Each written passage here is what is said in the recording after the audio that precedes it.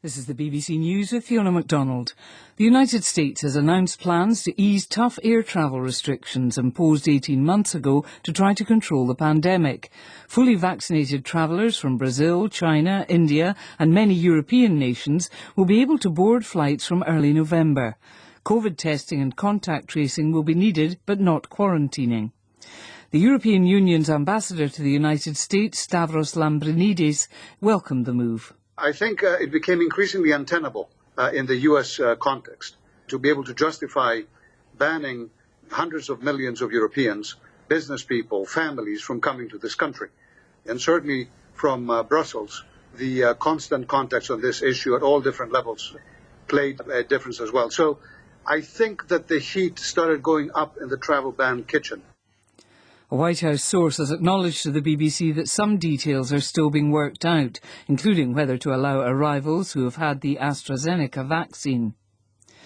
The UN Secretary-General Antonio Guterres says he has heard encouraging indications from rich countries that they are willing to help fund the previously agreed annual sum of $100 billion to help developing countries tackle climate change.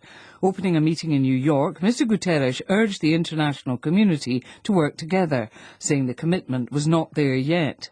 It would be easy to lose hope, but we are not hopeless or helpless. We have a path to recovery if we choose to take it. That's what this is all about. Coming together to save our planet and each other.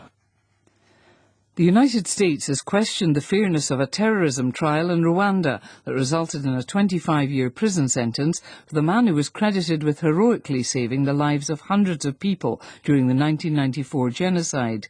Paul Rusesabagina, whose actions inspired the Hollywood movie Hotel Rwanda, was found guilty of founding and financing a rebel group. The British Prime Minister Boris Johnson has made a fresh attempt to placate France amid a row over nuclear submarines.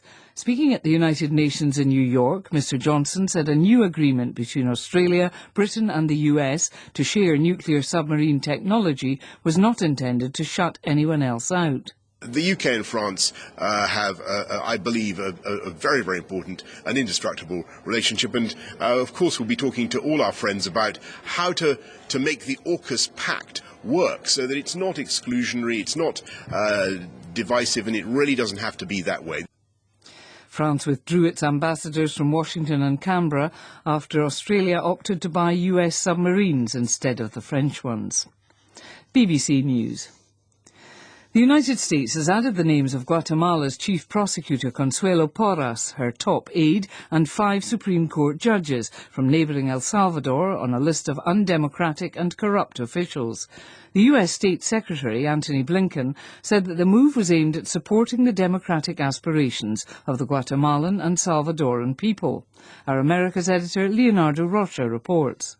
On taking office, President Biden promised to change the anti-immigration stance of his predecessor, Donald Trump, and work on the root causes of mass migration. He promised to tackle poverty, corruption and violence in Central America.